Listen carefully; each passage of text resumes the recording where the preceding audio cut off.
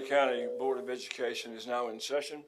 If you will all rise for the Pledge of Allegiance and a moment of silence.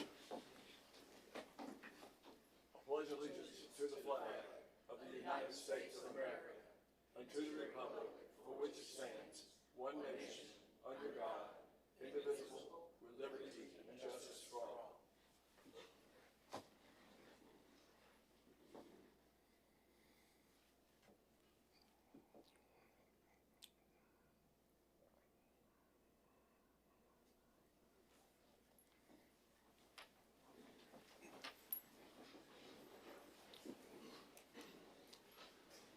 First item on the agenda is a special presentation. Good evening, Board. Before we begin our points of pride tonight, we do have a special presentation, and I would like to invite Mr. Steve Haley, who is here representing the Tennessee School Boards Association, to make that special presentation. Mr. Haley? Thank you. And thank you, Chairman Griffey, members of the board, and Dr. Lena. It's my privilege to be here tonight to present you with the TSBA Board of Distinction Award. This award is one of TSBA's most prestigious awards, and I commend the board for meeting the requirements in the 4 key areas. Those 4 areas, as you know, are planning, policy, promotion, and board development. As you're aware, the requirements are extensive, and not every board meets their qualifications as a board of distinction. However, this board is amongst those few select. As I look back on the walls that came in tonight, I see that there are 11 of these awards prior to this one. And for those that are watching, the award is anywhere from a 2 to 3 year period. So since 1999, this is the 12th award for this board and boards that preceded you. So it's great continued work you're doing, and I think you're setting a good groundwork for future boards too. It's to be recognized. On behalf of the Tennessee School Boards Association, I'm proud to present the Board of Distinction Award to the Clarksville-Montgomery County Board of Education. Congratulations.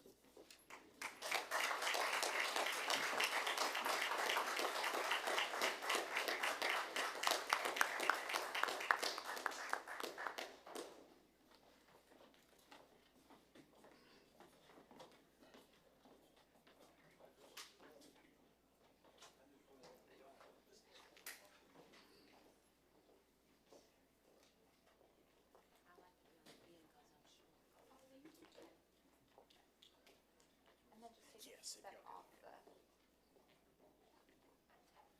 we'll just switch it. Okay.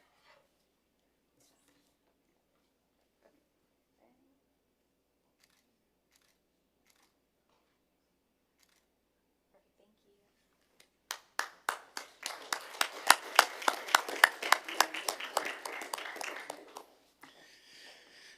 All right, as we continue with our points of pride, the first 2 students are both from Kirkwood High School. We will start with David Lee, if he could come forward, along with any school representatives that are here with him. David Lee is a junior at Kirkwood High School who earned first place for classical art at the National Junior Classical League Convention at Miami University in Ohio. He was the only delegate from Tennessee who won first place on an academic test this year. David studied 100% independently for the NJCL Classical Art Written Exam, and his efforts paid off when he scored not only first place within his level, which is Latin 2, but also Best in Show for this exam.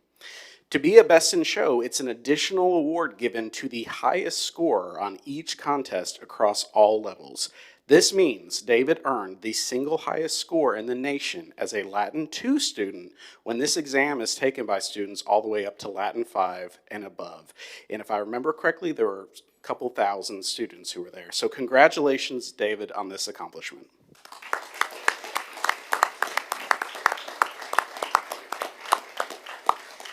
And our next student, Ignatius Olgetz, if he could come forward, he's actually receiving 2 points of pride this evening. Ignatius is a Kirkwood High School senior who made a perfect score on the ACT exam. The perfect composite score is 36. This score is an average of the 4 section scores for English, math, reading, and science. Getting a perfect score on the ACT is very rare. You've heard me say this before. Out of the nearly 2 million students across America who take the test each year, only 0.3% of students earn a perfect ACT score. So that's his first point of pride. Let's give him a hand for that. And additionally, we are proud to announce tonight that Ignatius is also one of 16,000 semifinalists across the country for the National Merit Scholarship. The semifinalists are academically talented high school seniors who have an opportunity to continue in the competition for some 6,800 National Merit Scholarships worth nearly $26 million. To compete for National Merit Scholarships, semifinalists must advance to the finalist level of the competition by fulfilling several additional requirements. We are rooting for you, Ignatius, as you compete for the final round, and we are proud of you for all that you've accomplished.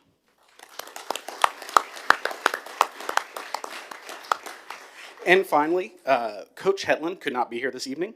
He's the head coach of the Clarksville High School baseball team, and he's out at an FCA event this evening. However, we are proud to announce that after an exceptional 2025 season, Coach Hetland has been named a 2025 American Baseball Coaches Association Regional Coach of the Year. This prestigious award, presented by ATEC Sports, is selected by members of the Baseball Association All-America and Coach of the Year committees across all 9 divisions.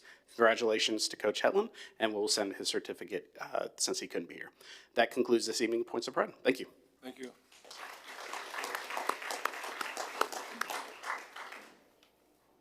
Our next item on the agenda is public conversation. We have several signed up tonight. Ms. Sharita Weisinger will be first. If you will, as you're making your way to the podium, you'll turn on the microphone by pressing the right silver button in front. A timer will display to show you your allotted time, and the microphone will light red to show it's active. The microphone will flash when you have 1 minute of allotted time left. It will go out when your time is expired. Go ahead. Thank you. Good evening, Chairman, members of the board, Director of Schools, and fellow community members. My name is Sharita Weisinger, and I stand before you today not only as a parent, but as an advocate for the young people of Clarksville-Montgomery County. I'm here to strongly urge this board to adopt policies that will bring middle school wrestling into our district. For me, this is not just about a sport.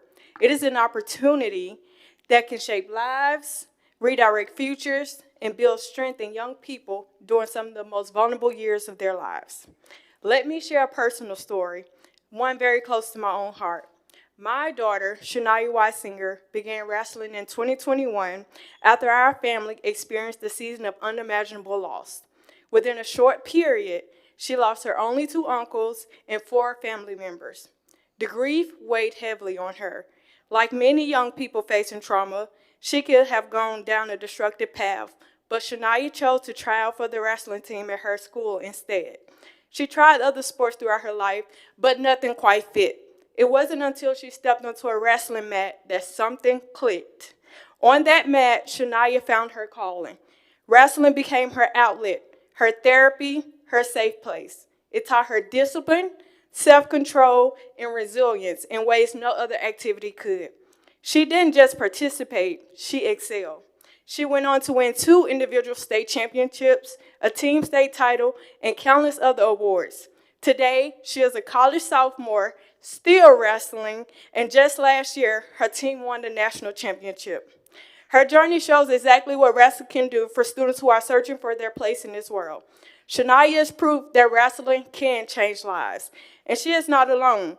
There are other countless young people who just need that one opportunity to step onto a mat and discover their own strength. Wrestling is one of the oldest and most respected sports in the world, but beyond medals and trophies, it builds character. When a student steps onto the mat, it's just them and their opponent.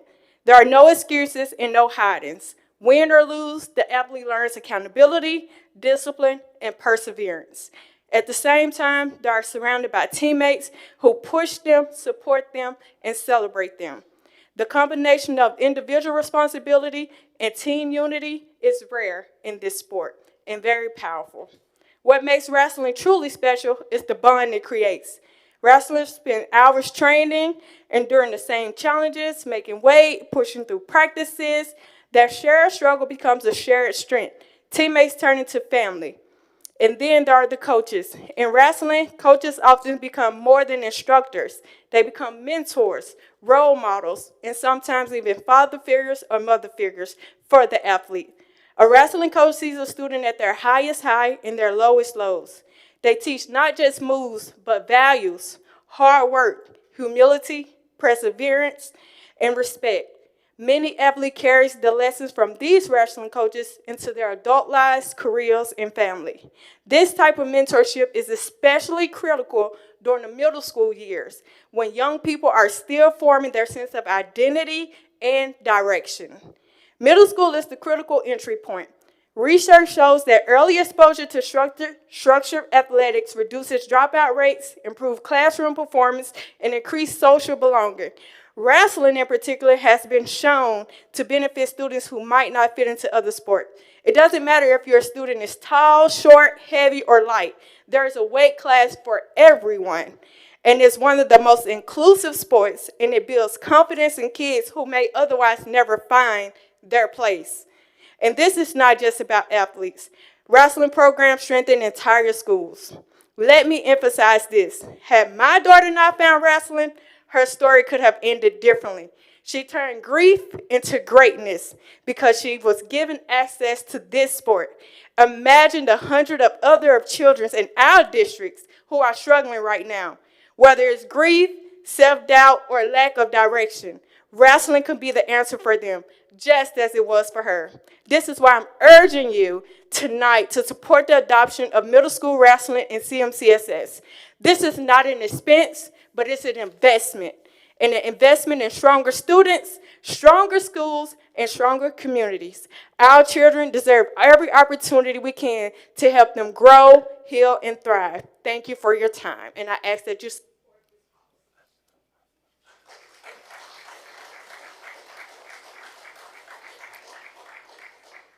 Hunter Gill Stapp. Mr. Stapp, I don't know if were you listening as I gave instructions about the mic? The silver button at the right turns the mic on. When it's red, it's live. You'll have 5 minutes. There's a timer there. When it begins, the red light flashes. You'll have 1 minute left, and the mic will go silent when your time is up. Yes, sir. Good evening. My name is Hunter Stapp. As someone who is planning a Berry seat on the school board next year, I was glad to see the conversation around middle school sports take place at last month's meeting. And I hope this leads to further discussions and questions on ways we can continue to provide students with further opportunities outside of the classroom. Opportunities I feel are vital and part of our ethical responsibility as a community. I've been attending these meetings for the past year, and after hearing statements made in last month's public meeting, as a 5th grade teacher at East Montgomery Elementary and a high school wrestling coach, I felt compelled to share my perspective on the potential budget proposal to implement middle school wrestling for the 26-27 season, and hopefully further create a comprehensive plan to implement the rest of the sports available through the TMSAA over the upcoming years. I would like to point out that this vote is not about the hundreds of students who already are fortunate enough to wrestle through local clubs. They will continue to have those opportunities. This vote is about all the students who don't currently have the opportunity, the ones that need it the most, but whose families cannot afford the club fees, equipment, and travel expenses associated with the club team. It's about opening the door for students who would otherwise be left behind and left out. I know this firsthand. I first discovered wrestling while in 7th grade at Richview, when a friend invited me to join the Future Champions Wrestling Club. I didn't even know wrestling existed outside of what I saw on TV and involves the use of folding chairs. But there I was that afternoon after first hearing about it, doing bicep curls at home to get ready for the season with my mom's pink 5-pound Jane Fonda dumbbells that she bought, but, never really got around to using. Fast forward 4 short years, and I had the honor of being on the starting all-state heavyweight on Clarksville High's 2000 state championship team. That team was the first athletic team from any sport from Clarksville to win a state title in nearly 2 decades. But even more important than that, wrestling gave me purpose. That next summer, I was asked to lead a week-long kids wrestling camp at the YMCA. It was there I realized I wanted to work with kids. That summer, I switched my planned major from civil engineering to elementary education and never looked back. Without middle school wrestling, I would not be the teacher or the person I am today. But here's the truth. I was lucky. I had parents who could pay for the equipment, the fees, the travel expenses required to be on a club team. Not every child has that. This past year, one of my fifth graders reminded me of that reality. He was bright and showed flashes of leadership, but his home life weighed heavily on him. He showed little interest in school, and with little to no support or opportunities at home, he showed little interest in anything else either, except for football. He loved football, but with no support at home, he had no opportunity to play in the youth football league. Then during Richview's sixth grade preview day this past spring, he found out he could join the school's sanctioned football team with no extra transportation or costly fees. The change was immediate. He lit up. He started asking questions about grades, about what it took to get into college, about staying out of trouble so he could keep playing. School mattered to him in a way it never had before. That is what sanctioned middle school sports can do. It can change someone's perspective and in turn change their life. It won't just help the athletes who already participate in those sports. It will change the trajectory of the students who would have never had the chance otherwise. For some, it may even be the very thing that keeps them connected to school, inspired to set goals, and motivated to dream about their future. You never know what a sport can spark in a child. Even though there are some obstacles and hurdles to overcome, I hope in addition to proving this expense, that the board continues the conversation to include the other available middle school sports and other opportunities out there for our children to excel outside the classroom. Who knows, one of them might even become a teacher or coach or even sit on this very board one day. Thank you.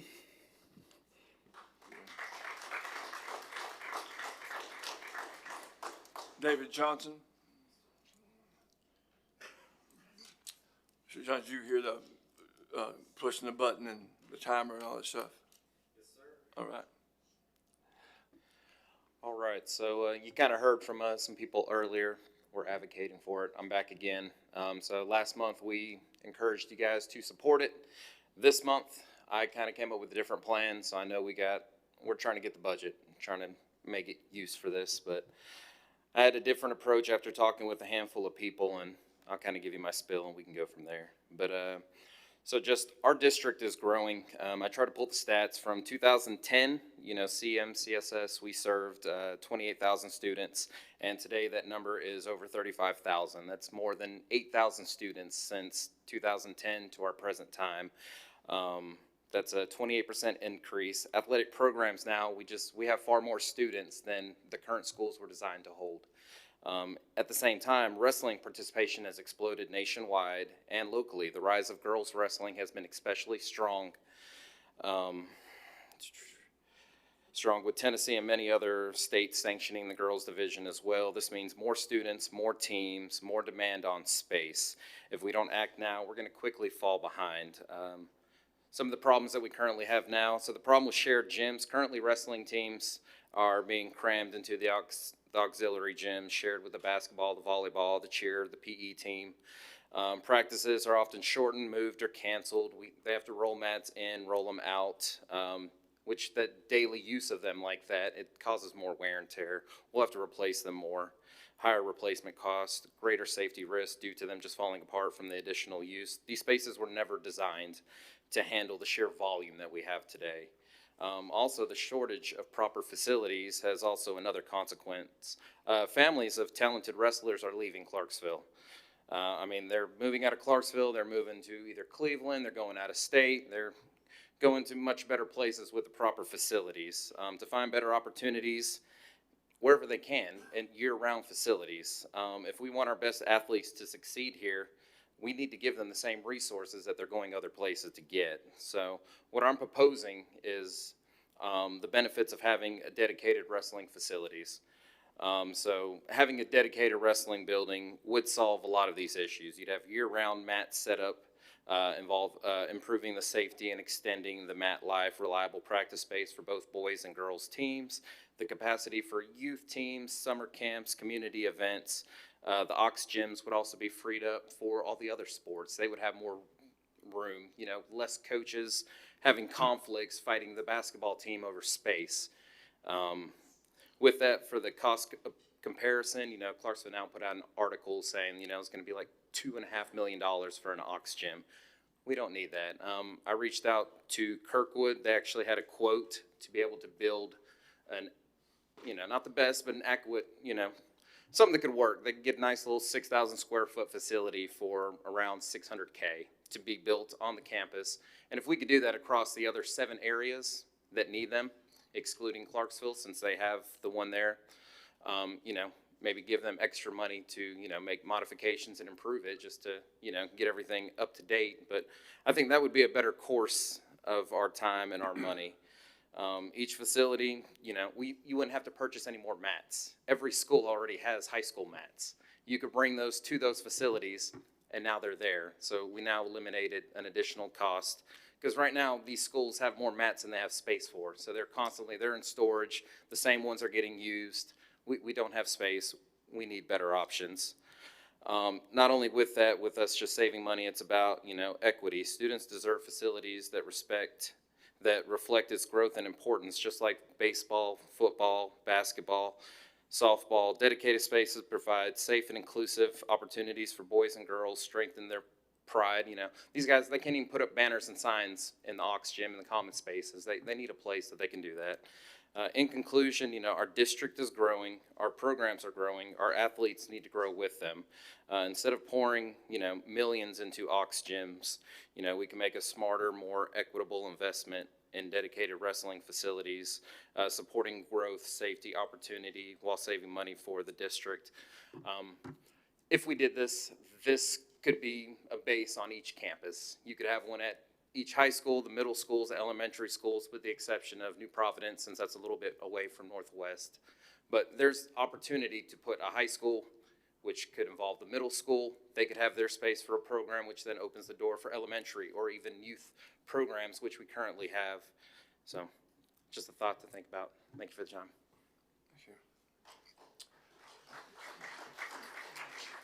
Monica Meeks.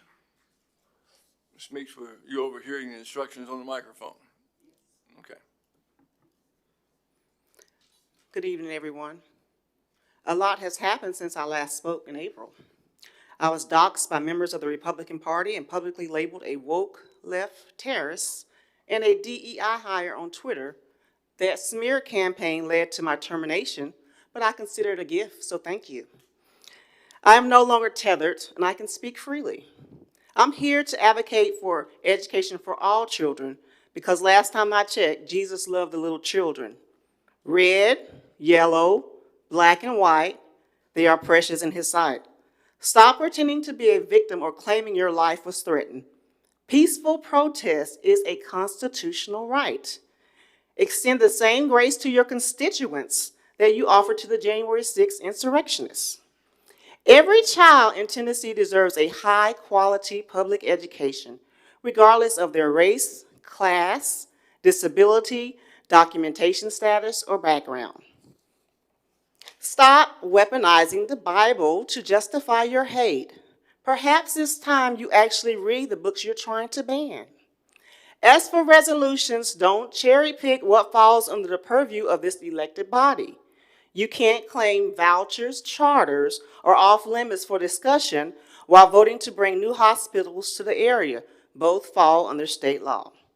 Be consistent or be honest about whose interests you're really serving, which is out-of-state billionaires. Have a good day.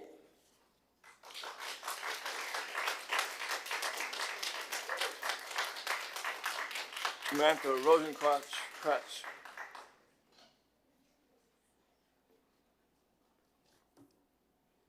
Were you listening to the instructions of the Yes, mic? sir. Go right ahead. All right, so do I repress the button? Because her time is still going. Ma'am? Do I reset do I repress the button because her time No, is it's going? on, go ahead. Okay. Good evening. My name is Samantha Rosenkrantz. I'm a proud member of Sigma Lambda Gamma National Sorority Incorporated, a student at Austin Peay State University, and a Clarksville native who graduated from this very school system. Clarksville raised me, and I know firsthand how our schools shaped lives, because I am proof of it. The opportunities I was given in Clarksville classrooms built the foundation for the future I am pursuing today. That is why I'm here tonight. Tennessee House Bill 793 and Senate Bill 836 would slam shut the doors of education for immigrant children who deserve the same chance I had. As a daughter of this community, I cannot stand to see this happen in the city that raised me. Clarksville is a melting pot of individuals, families, and cultures. From APSU to Fort Campbell, our city thrives because of its diversity. But children cannot build their futures if they are denied the very first steps of education, being elementary, middle, and high school.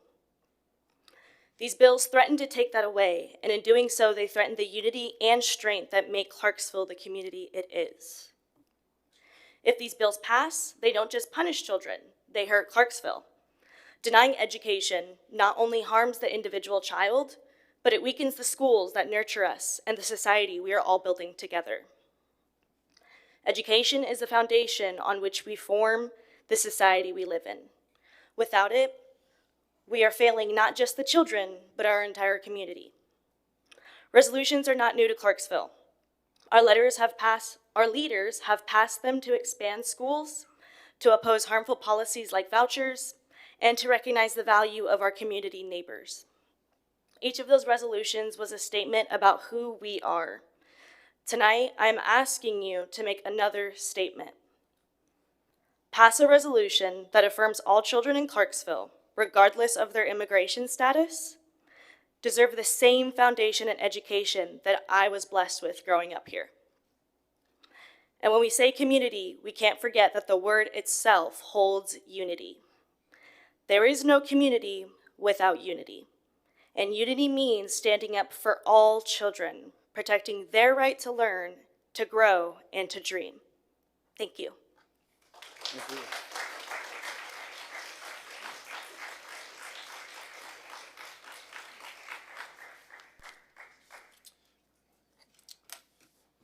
Next item on the agenda is approval of consent agenda.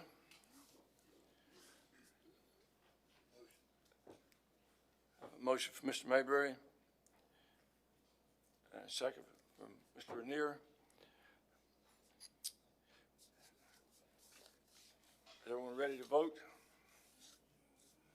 Please open the vote.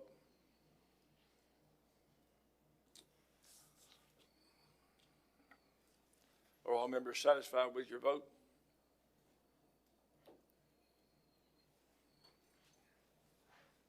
Please close the vote. It passes 6-0. Next item is policy monitoring. Dr. Vetter. Board, please find in your board packet information on Executive Limitation 11, capital projects. This executive limitation has 8 compliance expectations that our staff follow to ensure district facilities are safe and adequate in order to accomplish the board's policies and priorities. Specifically, projects are prioritized based on a needs analysis. Additionally, the board reviews, adjusts, and approves the list of capital projects prior to allocation of funds. Decisions are based on economics, efficiency, longevity, and the individual needs of each facility. All land purchases are recommended by the County Commission, School Board, Planning Commission, CMCSS Operations Department, and Joint Land Acquisition Committee. A proposed construction schedule based on careful analysis of district building capacity, student enrollment projects, and Planning Commission growth data has been developed for the next 20 years. The joint committees review total costs, timelines, and quarterly construction reports. Likewise, leadership teams from school sites monitor ongoing construction projects, and updates are provided to the board and County Commission and made available to the public. Projects are prioritized appropriately based on student and staff safety, educational needs, environmental impact, and aesthetics. Projects exceeding $50,000 go to public bid. The lowest and best bids are accepted based on contractor performance, quality, and work history. New school construction or major renovations estimated at greater than $2 million are brought to the board for final approval of staff recommendations for an architect. Chairman Griffey, this concludes Executive Limitation 11, Capital Projects. Thank you. Do I have a motion to accept? Mr. Garland, is there a second? Any discussion? Seeing none, discussion is now closed. Please open the vote. And for your notes, Ms. Bryant too cast a second. If you didn't see that, I'm sorry. Is everyone satisfied with your vote?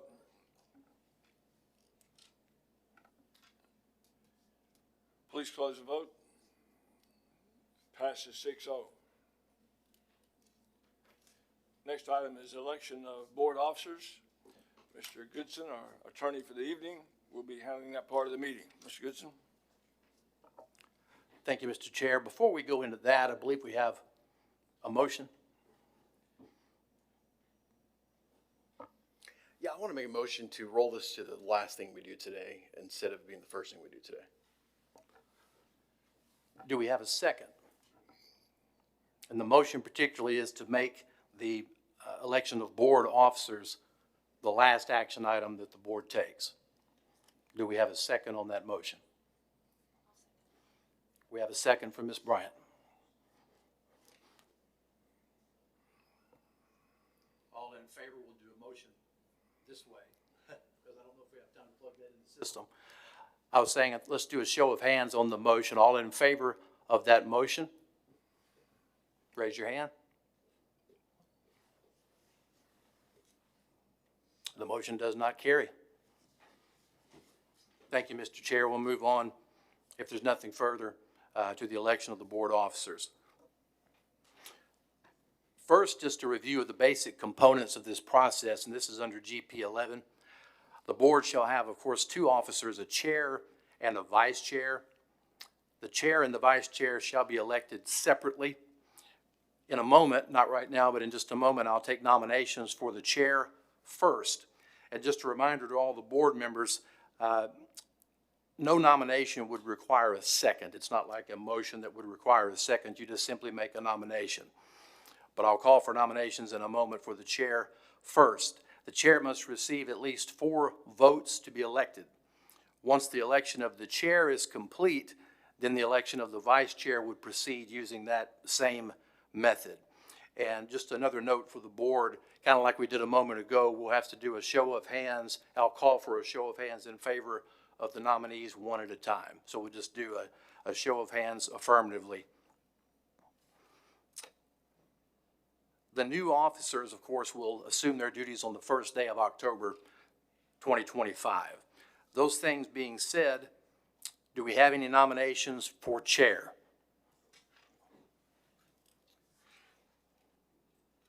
Any nominations for chair? Yes, Ms. Bryant. Mr. Lanier. Mr. Lanier has been nominated for chair. Do we have any further nominations for chair? I move that the nomination be closed on the said name for chair. We have a motion that the nominations be closed. Any second?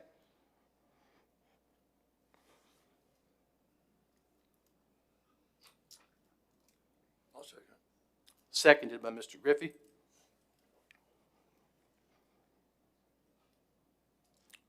The nominations being closed, I'll now call for the vote for chair. All in favor of the chair being Chris Lanier?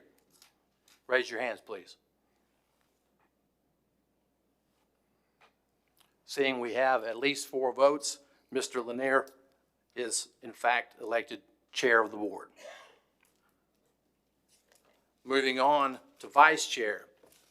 Do we have any nominations for vice chair of the board? I nominate Casey Bryant. We have a nomination for vice chair for Casey Bryant. Any further nominations? Seeing none, the nominations being closed. Oh, do we have one? Ms. Berry, I'm sorry, forgive me. The nomination be closed on the said name. That motion is seconded by Mr. Mayberry. The nominations being closed, we will call for a vote. All in favor, please raise your hands for Ms. Bryant for vice chair. Seeing 4 votes, Ms. Bryant is duly elected vice chair. Thank you. That closes that particular portion of the agenda. Thank you. Next item is CMCS depository authorization. Board, whenever there is the vote of a new chair, we do have to update our depository authorization for all of our banks, so that will require a vote, and that will take effect in October after the change of chair.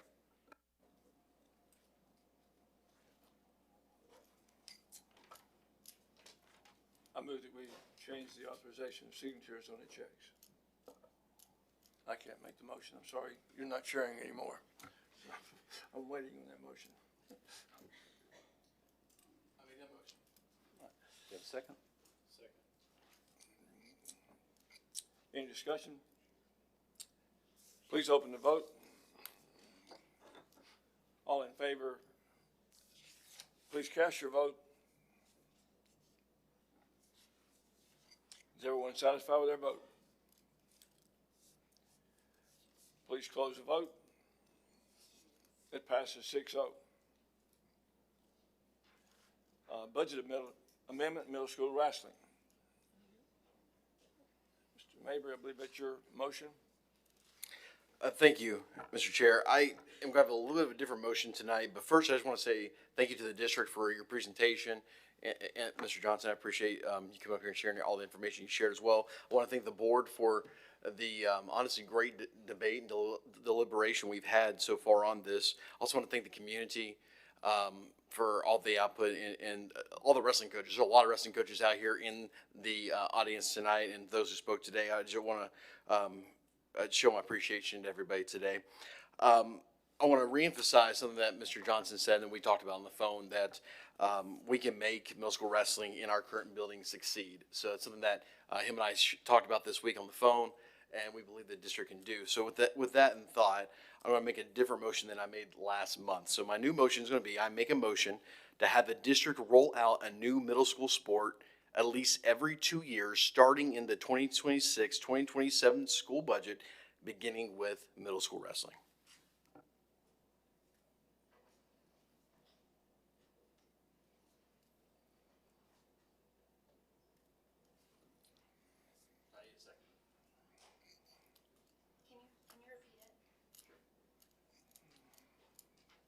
Mr. Garland. We need a second before you go to the comments. Let's repeat the motion, if you would, Mr. Mayberry. There's been a request to do that. I think it's proper.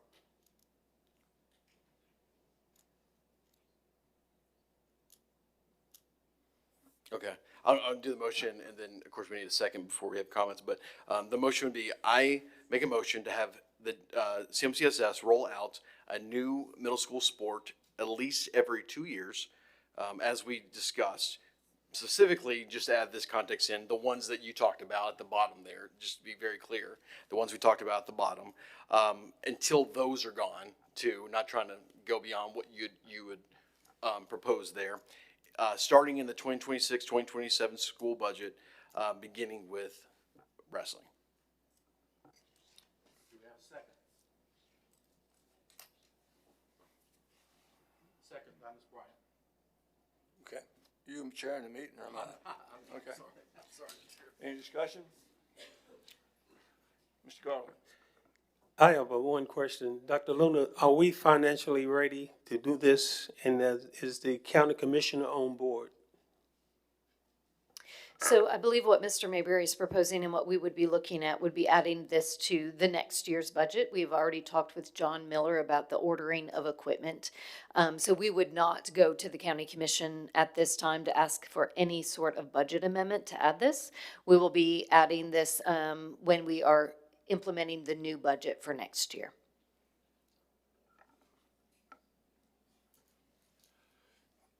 Chris Lanier. So the motion that was made is a new sport every 2 years. How many sports does that include?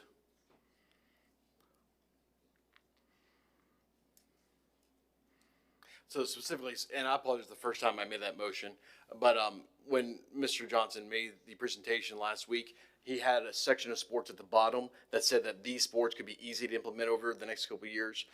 He even gave me feedback on the phone that he felt like there may be another one that could be added with wrestling next year because, like, I think it was track, because it'd be easy to add on. So that's why I said at least, not trying to limit it to one sport. But so it'd be just those few, but you can answer that. There we go. Yes, so I think, and I want to clarify what Mr. Mayberry is talking about, is the sanctioned sports by TSSAA or TMSAA, the ones that are sanctioned by them that were in that presentation. Now, I want to state, and I know this is, I don't want to be out of form or anything by the board, but I do want to state that the board ultimately every April makes the final decision on the budget. So I think, and this would probably be something if Mark were here, and I know Mr. Goodson, you also are sitting in. I don't know exactly what that looks like, since essentially you'd be making a motion, I think, binding on your own body to say that we will make sure that we approve in the budget every year. So, I mean, that's my only thing. With all of that said, the finances that we gave you all in that presentation about how much they would cost, just, high level, as you saw, implementing, there were a few that were 6 figures to implement a couple. Recurring costs, though, are not as significant. Those are mostly just coach stipends. But I was trying to tally, and I apologize, I didn't memorize, but I think it would be 7, so over, I guess, the next 14 years. But I think to the point Mr. Mayberry is saying is, as the district and as the board plans the budget, and we never know, I mean, all the way up until about April, we don't know what the forecast will look like. If there are opportunities, I think at some times, and that's kind of what I was sharing with Mr. Mayberry, is to not limit it, that it could just be one, because as a reminder, that one year we added both volleyball and cross country in the same year, and those were natural fits. So that was my caution, I guess, is what I'm trying to say, is to not just limit, because maybe we could have a good budget year, we could offer more than one. I hope that explains. I'm sorry, I was a little on the spot. Ms. Bryant. You threw us a curveball, Aaron. Are there, I don't know who to ask this to, but are there benefits to keeping any of the sports non-sanctioned versus sanctioning them as far as facilities or, yeah? So I think that would be the point of consideration each year as we are looking at the budget and we are looking at what comes next and what makes the most sense. I think, we would always have coaches, parents, community weigh in. There may be some that actually prefer to stay club and with some sort of subsidizing or something that we made sure that every student had it available to them. And there may not be. I think that's something that each year we would need to look at. As we roll them out, would every school, would we be able to do it by individual schools? So say some schools want to do it one way, or would it be all across the board? No, so in this district, if we are going to offer a sport, it would be every school. So we would not just piecemeal and offer it only, let's say, to 3 or 4 middle schools. It would be offered at all 8, similar to how we did football, as was mentioned. So there was a point in time, when my boys played, that it was exclusively junior pro, and we did transition that. That was a 2-year program. That was a really expensive program. So that's why we did that in the 2 years. But we made sure that every single middle school had coaches, equipment, and everything to be able to play. Okay. And then one more question. If, according to this proposal, would we have to add a sport every 2 years, or we would discuss adding a sport every 2 years? So I can amend this to say this, because I understand what you just said, to make a motion to have the district roll, to put in the budget, and then ultimately it would be us to vote on that budget. That makes way more sense, and I apologize for that confusion. So we would be directing the district to add these middle school sports to the budget every 2 years, and then ultimately it's our decision if we're going to go forward with them or not at that point. So I don't know if I need to restate that. I mean, I can. That'd be a question to legal.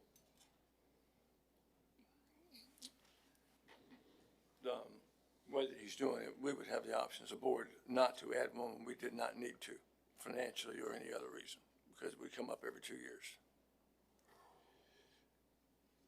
Did you have a comment on that? Yeah, yeah. All right. So, we have a motion. Are you withdrawing your motion and making another, or do we have a motion to amend the motion you've got?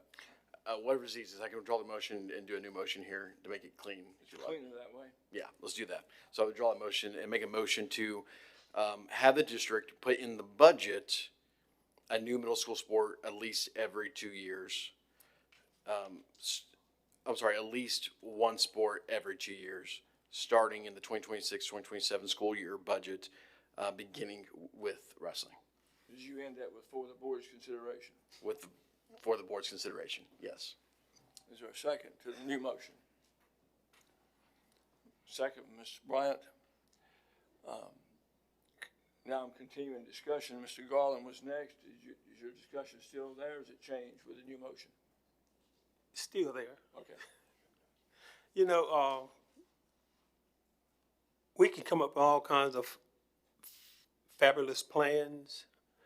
The state ain't gonna give us no money to implement this.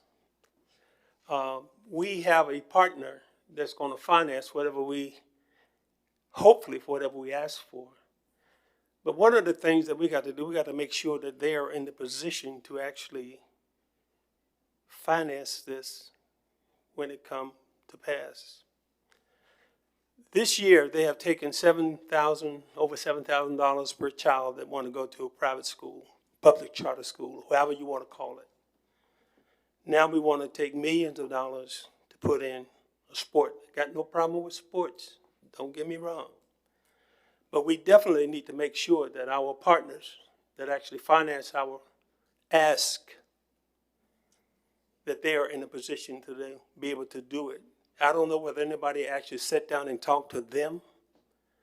If we haven't, I think that we'll be going rogue to actually try to enforce this on them every other year.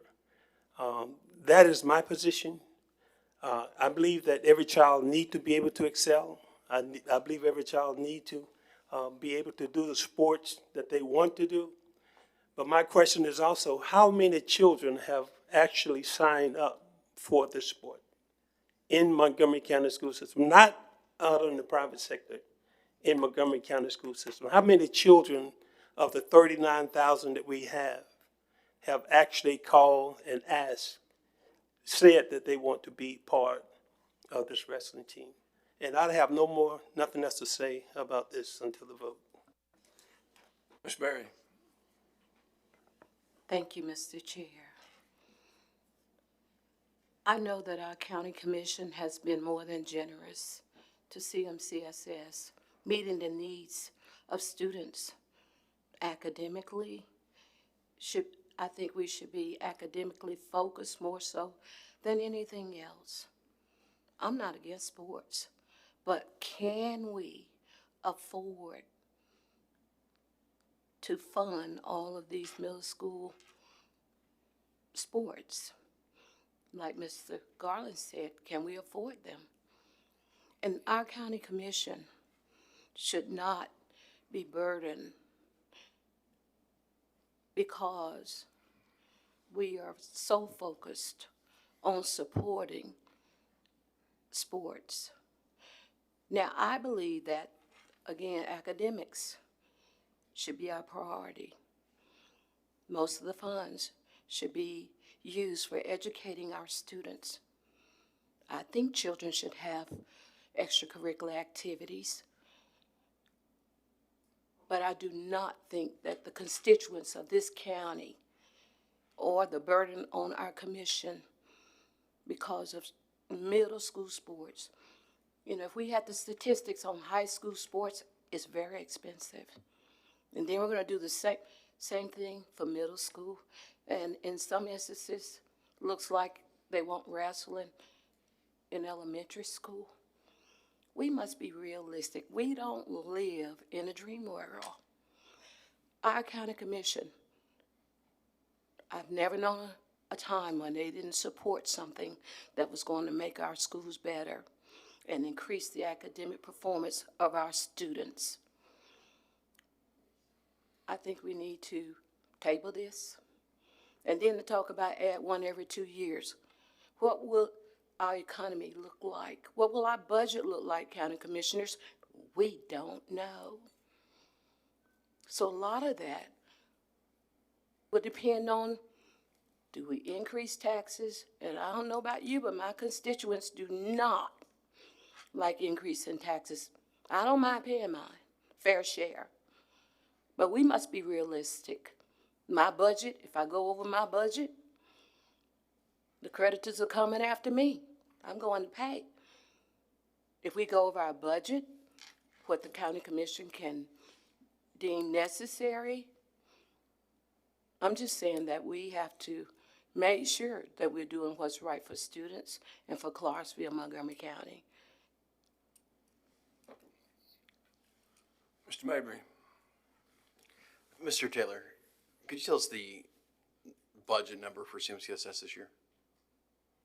The whole number? The whole number for GP fund was 456 million and change. 460 million, thank you. Guys, we have a budget of 460, say it again?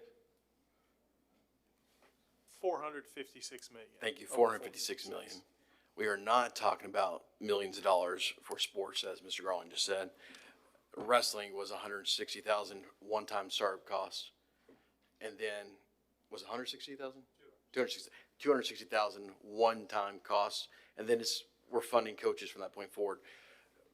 Other sports had almost no cost. It was very, very little.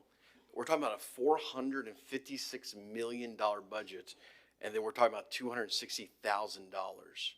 The fund budget, as we discussed last week, needed to be $13 million by state standards, according to our overall budget, which I don't think it needs to be there, but we're talking about it currently being at $86 million that'll be from the county commission next month. We're talking about adding in to our budget to support our children in our district. By the way, the state gave CMCSS about $10 to $12 million, and that can be confirmed right over here. This year, the state gives the district more money every year. This is not millions of dollars. This is thousands of dollars. Academics are greatly impacted by sports, greatly increased sports. And our county commission, they're definitely going to vote to either approve or disapprove the budget. That is their role. But our role is to give and lead this district. That is our role. And so I'm just simply asking, as a board, we give the district some direction. The direction is that we, as a board, if we vote on this tonight, want to see our middle schools expand in their sporting. I believe it'll have great dividends to our community. And I've already shared all that last month in great detail. I believe our academics will grow tremendously. The health of our children, as we heard today during public comment, will be greatly impacted in a great way. There are currently hundreds of students, I don't have the exact number, but hundreds of students, I know for a fact, are in our wrestling programs at the high school level. This is a great investment, and this is not, and I amended this, by the way, to be a new sport every 2 years, because I thought it was incredible what I heard from the district's explanation of all the different sports that we could implement, and I got excited about that. And I heard from the community saying, we want bowling, and we want, I think it's one of them, is it? Yes. And we want track, and all these other sports that are they're potentially on the horizon that we could do. I'm excited about that. So, I want to urge our board, it's in our purview to give direction to the district about what we want to see the district do. Just like the areas of focus that we vote on every single month, that we reaffirm every single month. We'll be able to vote on this again when the budget comes through. So this will be simply put in the budget. At that point, we can have the discussion again if you'd like. But if we don't give the direction now, it potentially won't be there. And then that's kind of a never-ending kicking the can down the road scenario, where if it's never there, we can never vote on it. And then it never happens. I'm just simply saying, as a board, I would love to see us invest in our children, invest in their ability to have these athletic opportunities. And that's why I brought this forward. Thank you. Chris Lanier. not that middle school wrestling's a bad thing or anything. I think what you did is throw us for a loop, because if you obligate the future boards every 2 years to vote, I know, but still, we have to put it into the budget. You're obligating them to think about it. And then, I don't think you meant bowling, but bowling requires another facility. But, yeah, I think just the motion, I think we kind of got off from wrestling into this other kind of gamut. So just let y'all think about that. Mr. Garland? You know, I've sat and listened to Aaron, and he has a good, he has a good rap. I mean, what he's saying might make sense to him. But, you know, he said that the community was asked. No one from my community have asked me that I know of that might be of my community. Some of those people that spoke might be in my community. I don't know. But no one have come to me and told me that, Mr. Garland, it's imperative that we have sports, that we have wrestling at the middle school. No one has come and asked me that. So I don't know who he's been talking to. I don't know what constituents he's been talking to. Bottom line is, like I say, wrestling probably is a good sport. I have no problem with it.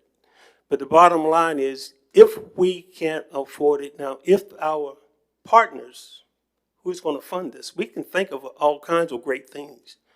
But if our partner's not in a position to fund it, something's going to have to be taken out of the budget in order for the budget to pass. And so what are we going to give up? When I first came on, it was nurses. It was staff at this level. It was principals. It was all kinds of people that was let go so we can do some of the things that we want to do. Now we have someone that got a big idea, want sports, all kinds of sports added to the curriculum, but ain't nobody bringing any additional money into Montgomery County without, as Mrs. Berry said, raising taxes. And that is not what we should be about. If we're going to raise taxes, let's be for academics. If we are going to do this, let it be for academics. Wrestling, good sport. If the board passes it, that's something that we're going to have to deal with. But I really do believe that we need to talk with the county commissions before we actually entertain this again. Mr. Mabry? Yeah, it's the same time increase in taxes has been brought up, and I've already addressed this once, but no one's calling for increasing taxes. And if you think we need to increase taxes over $260,000 and some coaches, I mean, I'm not calling for that. No one's calling for that. I just want to make that abundantly clear. Mr. Lanier, I just want to say, just back to that, is I'm not obligating future boards to do anything. I'm just asking for something to be in the budget that I've been asking for last several years, and to have the opportunity to vote on, and it hasn't been. And that's our opportunity as a board to get that direction. That is it's our purview, is what we do. And that's just simply why I'm asking. I just want to be able to have it in a budget. And at that point, if the board decides they don't want to do it, then we would have that vote. I'm just asking for the opportunity for it to get in the budget. And then you can hear from the community. Mr. Bryant.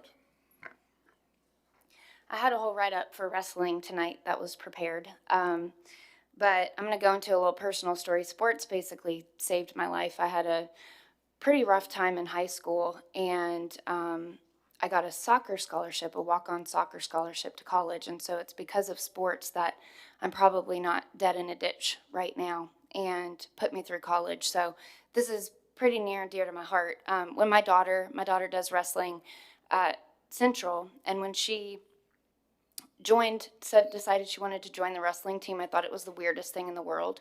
I had never watched a wrestling match, specifically for girls, but as we got more and more into the wrestling community, I realized actually how pretty amazing that community is.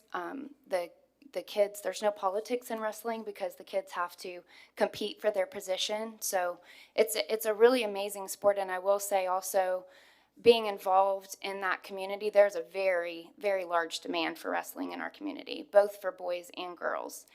And I realized that. I mean, we've got hundreds of kids going through the high school, and it's a lot having both kids that are competitive with sports. If they don't start in middle school, it's really hard to be competitive in high school. My daughter just started as a freshman. She lost pretty much every match last year, her first year. And I really wish that she would have had an opportunity to start sooner.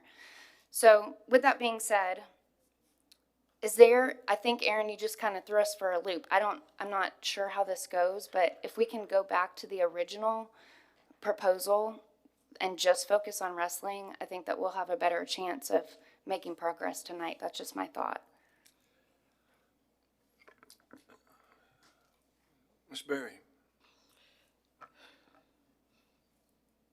You know, one of the things that my family enjoyed was going to the wrestling matches, paid to go.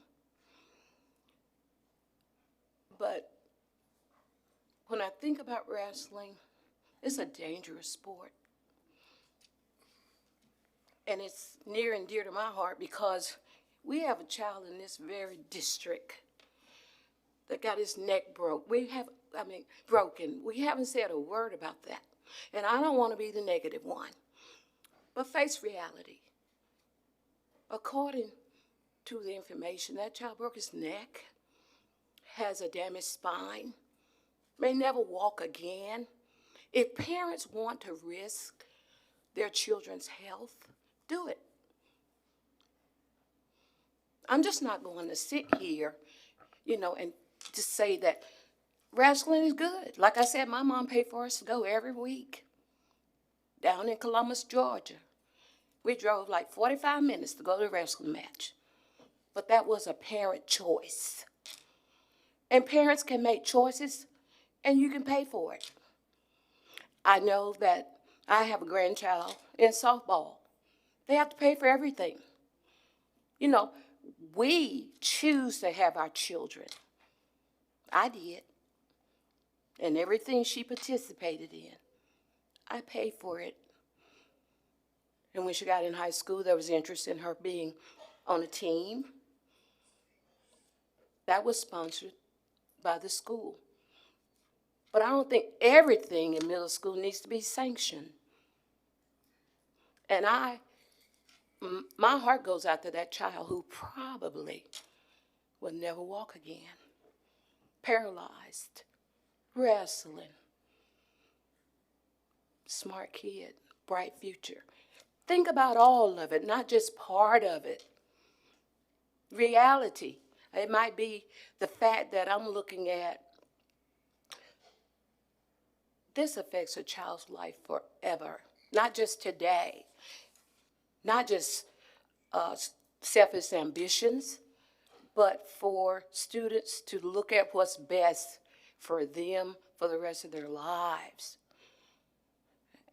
And like I said, I'm not a negative person, but we must look at reality. Mr. Mabry?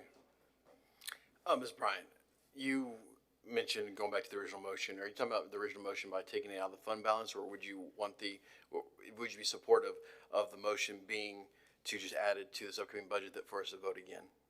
The first or the second? Okay. So I'm going to withdraw my motion and make the motion to have the district put in this upcoming budget for middle school wrestling to be included in the budget for us to vote on in the upcoming budget season. I would need a second. So you are withdrawing the motion about the every 2-year thing and going back to restate that motion. I'm going to make a motion to have the district add in middle school wrestling to the 2026-2027 school budget for us to vote on. Okay. Is there a second to that motion? I have a second. Any further discussion on this motion? Seeing none, we'll close the discussion. Please open the vote.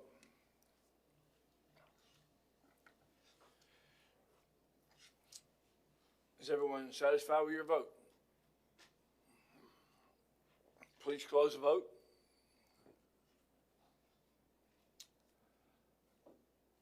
It passes 4-1, 4 to 1 and 1. So the motion passed.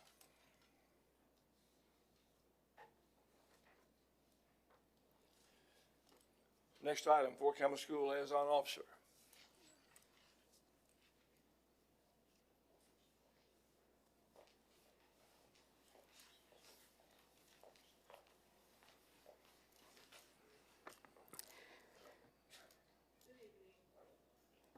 Good evening, Dr. Lunavetter, members of the board and commission. My name is Karen Watkins-Juve. I'm one of the school liaisons representing the garrison at Fort Campbell. We're excited for the 2025-26 school year. Over the summer, our collaboration and partnership supported many families, and we look forward to keeping this momentum strong. Together, we launched programs that provided real-time transition support, connected students with resources before the first day of school, and strengthened ties between our schools and military families. During our State of Education brief that was held on the 9th of September, LaQuivia and I shared that CMCSS, we shared the status of being a 100% Purple Star district, as well as ways we collaborate to ensure military student transition success, our engaging Adopt a School program, 101st Band Strong Presence at various events throughout the school year, and the readily and available support that we receive from Kimmy and the Accountability Department, and Mr. Massey and the Student Service Department. Whenever we call, email, or text, they support. Achievements like these set us apart and highlight your commitment to serving military families. Thank you for your continued support with Fort Campbell. Together, let's make this another great school year. Thank you. Thank you. CMCA representative.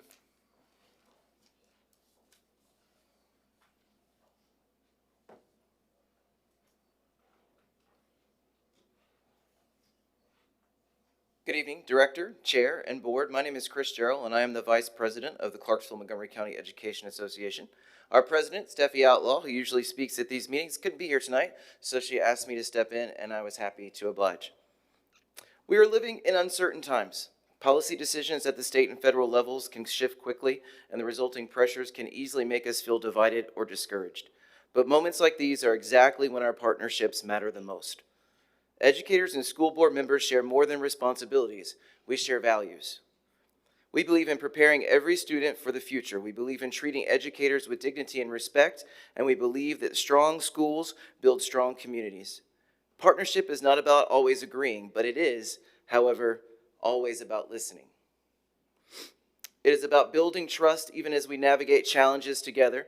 Our association is committed to sitting at the table with you, collaborating in good faith, and working towards solutions that keep students at the center. When educators' voices are heard and when the board and staff move forward together, we show our community that we're united. That unity inspires confidence, helps us attract and retain great educators, and most importantly, provides stability for the students who depend on us. As we move forward, I urge us all to focus on what binds us together, not what tears us apart. Let us reaffirm our shared commitment to public education, lean into our partnerships, and remind our students, families, and communities that we are on the same page. Because no matter the mandates or uncertainty in the funding, the certainty is this: together, we can ensure that every child in CMCSS receives the education that they deserve. Thank you. Good night. PET representative.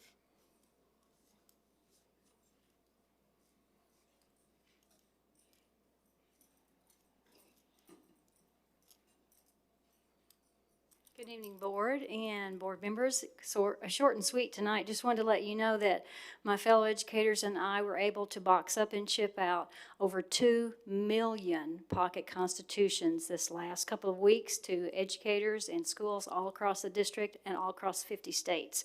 So we celebrated Constitution Week last week because it's our 4th and 8th grade standards that we have to study. So I just wanted to let you know the success there. Thank you. Comments by county commissioners.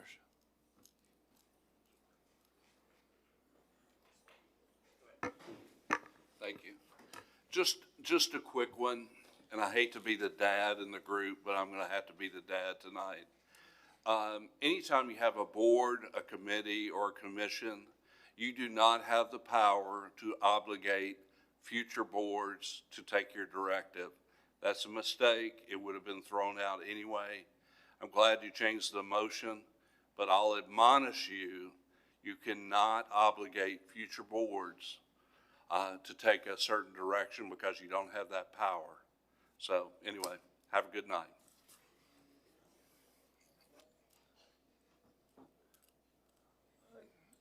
Comments by board members? Mr. Mabry. I just want to thank the board for the great deliberation there. And I appreciate the conversation. I do also want to say to all the kids tomorrow participating in See at the Poll, we love you and we're praying for you. Thank you.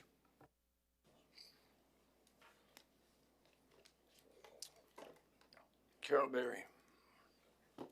Thank you, Mr. Chair. I just want to say that make sure that you think about what you're doing before you do it. You're not the only person in this room, in this world. Try putting others before yourself. Don't mistreat people just because you can or because they're different from you. And what does it cost us to be kind, loving, and caring? The children are watching us, and they want to be just like us. I kid you not. Thank you.